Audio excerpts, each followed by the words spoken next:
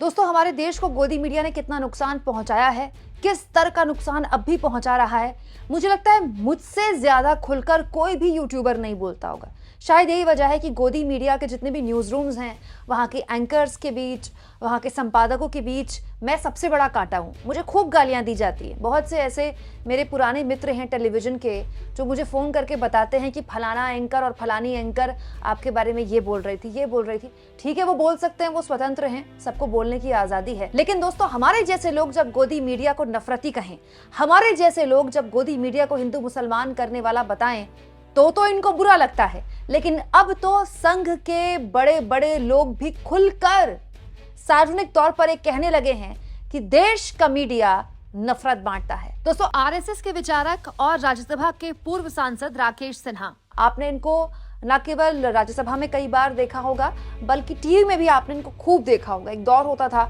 जब ये television debates की खूब शोभा बढ़ाते थे, मतलब सिलसिलेवार तरीके से कई टेलीविजन चैनल्स में अपनी मौजूदगी दर्ज कराते थे डिबेट्स में। लेकिन इन दिनों ये गायब हैं, टीवी के डिबेट से गायब हैं। लेकिन जो वजह इन्होंने खुद बताई है दोस्तों, अपने आप को टीवी से गायब रहने की, वो अगर आप सुनेंगे तो आप वाकई में चौंक जाएंगे। क्योंकि जैसा मैंने कहा, हमारे जैसे लोग या आपके जैसे लोग जो गोदी मीडिया की असलियत बहुत पहले समझ गए थे, वो खुलकर ये जब कहते हैं कि गोदी मीडिया देश में नफरत फैलाता है, देश में हिंदू मुसलमान करता है, वो तो बात बहुत छोटी हो गई। अब तो आरएसएस के विचारक कहने लगे हैं कि गोदी मीडिया के एंकर देश में नफरत फैलाते हैं। दोस्तों, एक कार्यक्रम में आरएसएस विचारक राकेश सिन्हा बोल रहे थे और उनका वीडियो जबरदस्त तरीके से अब सोशल मीडिया में पसंद किया जा रहा है।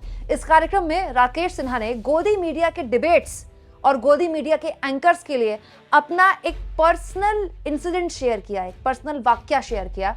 राकेश सिन्हा बताते हैं, फोन पर एक न्यूज एंकर ने कहा कि आप बहुत शांत रहते हैं, आपको पैनलिस्ट से लड़ना है, शो हिट हो जाएगा, आप भी ट्रेंड करेंगे, हम भी ट्रेंड करेंगे। दोस्तों, आगे राकेश सिन्हा ने बताया, ये घटना साल 2016 की है, जब राकेश सिन्हा आगे बताते हैं कि इसके बाद जब टीवी चैनल की गाड़ी उनको लेने आई तो वो नहीं गए। उन्होंने कहा कि वो डिबेट के लिए नोएडा नहीं जा पा रहे, उनको अचानक जरूरी काम आ गया है तो वो मुंबई जा रहे हैं। इसके जवाब में दोस्तों, वीडियो में राकेश सिन्हा आगे बताते हैं कि एंकर ने उनको बोला कि आप मुंबई क्यों जा रहे हैं, आपने तो हामी भर दी थी डिबेट में हिस्सा लेने के लिए, आप अब मुंबई जा रहे हैं, मैं डिबेट की शुरुआत किससे करूंगा, क्योंकि आप डिबेट में शुरुआत में जबरदस्त तरीके से नफरत फैलाने वाले थे। दूसरे जो उसी डिबेट में मुस्लिम समाज के गेस्ट हैं, उनको लेकर आप जबरदस्त तरीके से काफ़ी अपशब्दों का इस्तेमाल करने वाले थे। उसी से मेरा प्रोग्राम शुरू होने वाला था, अब आप चले जाएंगे तो मेरा प्रोग्राम कैसे चलेगा।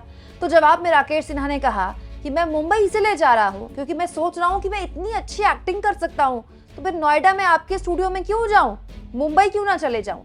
ये बोलकर राकेश सिन्हा चुप हो गए, खुद भी हंसने लगे, वहां बैठे लोग भी हंसने लगे।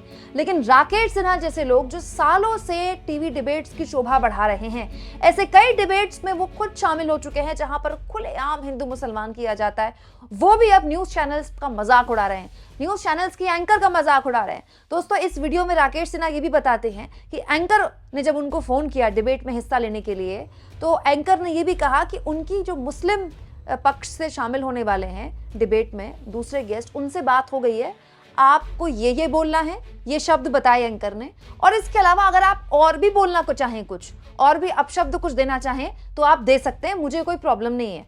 क्यों? क्योंकि एंकर के हिसाब से अगर राकेश सिन्हा ये करते हैं तो इससे राकेश सिन्हा भी ट्रेंड करेंगे, चैनल भी ट्रेंड करेगा, एंकर भी ट्रेंड करेगा और शो सुपरहिट हो जाएगा। ये सब कुछ ऑन रिकॉर्ड राकेश सिन्हा ने बोला तो सोशल मीडिया में उनकी खूब वाहवाही हो गई।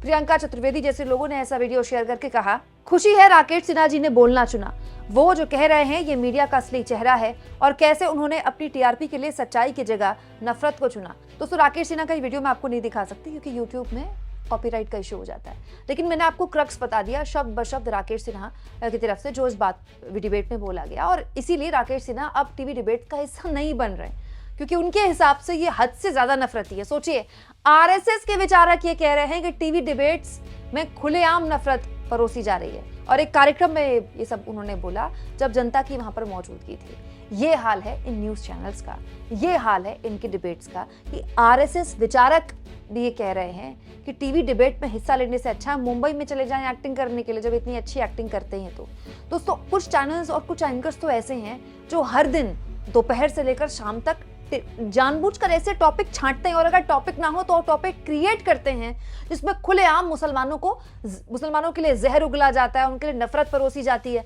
और सबसे ज्यादा हैरानी जानते हैं क्या है? उस डिबेट में खुद मुस्लिम समाज के लोग भी मौजूद होते हैं। ऐसे कई मुस्लिम समाज के लोगों को मैं जानती हूँ दोस्तों, क्योंकि मैंने भी ऐसे कई डिबेट्स का मैं हिस्सा बनी हूँ जब मैं टेलीविजन चैनल्स में थी, और जाहिर तौर पर मुझे गवारा नहीं था, इसलिए मैंने न्यूज़ चैनल्स की नौकरी छोड़ी। लेकिन ऐसे कई मुस्लिम गेस्ट भी हैं जो मुस्लिम समाज से आते हैं, जो सिर्फ एक डिबेट में हिस्सा लेने के लिए 3-4 हज़ार उनको एक डिबेट में हिस्सा लेने के मिल जाते हैं, सिर्फ गाली खाने के लिए वहाँ पर आते हैं। वाकई में ऐसे लोग हैं जिनको पता है कि वो उस डिबेट में आएंगे तो उनको गाली दी जाएगी, ये जानते हैं वो। इसीलिए देखिए राकेश सिन्हा ने भी ये बात बोली कि एंकर ये बोल रहे थे कि उनकी मुस्लिम समाज के जो शख्स उनके साथ जुड़ रहे हैं डिबेट में, उनसे भी बात हो गई, उनको कोई प्रॉब्लम नहीं। मतलब वो जो गेस्ट हैं दाढ़ी वाले, टोपी वाले, जिनको बिठाया इसलिए जाता है कि आपको एक दूसरे से लड़ना है, फिर हिंदू समाज का जो गेस्ट है वो आपको गाली बकेगा और अगला गाली सुनने के लिए तैयार है, क्योंकि उस शो के लिए उसको 3-4 हज़ार रुपए जो मिनिमम अमाउंट होती है वो दे दी जाती है। मतलब ये ऐसी डिबेट्स हैं दोस्तों जिसमें सबको सब कुछ मिल रहा है। गेस्ट को फुटेज मिल रही है, उसको लालच दिया जा रहा है कि देखिए आप तो सोशल मीडिया में ट्रेंड करेंगे, आपका शो तो पॉपुलर हो जाएगा। और आप भी जानते हैं दोस्तों आजकल बीजेपी के उन प्रवक्ताओं की बड़ी पूछ है जो खुलेआम गाली गलौज करते हैं, जो खुलेआम गंदी बातें करते हैं, जो खुलेआम महिलाओं का अपमान करते हैं। और दूसरा, एंकर के तो मजे ही मजे। आजकल तो जो एंकर बदनाम ना हुआ, जो एंकर सोशल मीडिया में ट्रेंड ना हुआ, सोशल मीडिया में ट्रोल ना हुआ, जिस पर ये ना कहा जाए कि ये साफ हिंदू मुसलमान करता है, उसकी तो नौकरी खतरे में। क्योंकि न्यूज चैनल्स में तो आज क्राइटेरिया ही है कि आप कितना हिंदू मुसलमान कर सकते हैं, कितना नफरत फैला सकते हैं। चैनल का भी फायदा, क्योंकि रही सही जो थोड़ी बहुत टीआरपी न्यूज चैनल्स के पास बची है उसमें भी जबरदस्त मार मची हुई है। तो चैनल वालों को लगता है क्या पता एक ही शो हिट हो जाए, क्या पता इस हफ्ते इस शो की वजह से थोड़ी लाज बच जाए। लेकिन ऑल टोटल ये सब मिलकर इस देश में कितना नुकसान पहुंचा रहे हैं, कितना नुकसान पहुंचा रहे हैं। दोस्तों ऐसी एक बहुत बड़ी जनता है जो रिटायर हो चुकी है और दिन भर न्यूज चैनल देखती रहती है, दिन भर। मेरी सोसाइटी में भी अगर मैं कभी वॉक करने निकलूं तो ऐसे कई अंकल मुझे मिल जाते हैं जो एक्चुअली में भाषा ही वो बोलते हैं जो न्यूज चैनल में डिबेट में या तो एंकर बोलती है या बोलता है, या फिर कोई बीजेपी का प्रवक्ता या संघ की तरफ से जो बैठे होते हैं वो बोलता है। मतलब आप सोचिए इन लोगों ने अपने शोज की वजह से कितना पोलराइज कर दी है जनता। मतलब कितना मुश्किल हो गया आज के वक्त में, न्यूट्रल रहना इतना मुश्किल हो गया है, या तो आप इस पक्ष से हैं या उस पक्ष से हैं। और सोचिए इस लेवल पर ये नफरत फैल गई है कि संघ के विचारकों को कहना पड़ रहा है कि भाई इतने नफरती एंकर हैं, इतने नफरती डिबेट हैं, इससे तो अच्छा हम मुंबई में चले जाएं। दोस्तों ये बातें सुनकर कुछ ना सही तो न्यूज चैनल के संपादकों और न्यूज चैनल के एंकरों को थोड़ा बहुत चुल्लू भर पानी तो अपने लिए ढूंढ लेना चाहिए। आपको लगता है ऐसा हो पाएगा क्या? कमेंट बॉक्स में जरूर लिखें दोस्तों। और जितना हो सके चैनल को शेयर करें, सब्सक्राइब करें और थैंक्स और ज्वाइन के ऑप्शन से अगर आप चाहें तो कुछ आर्थिक मदद भी चैनल की जरूर करें।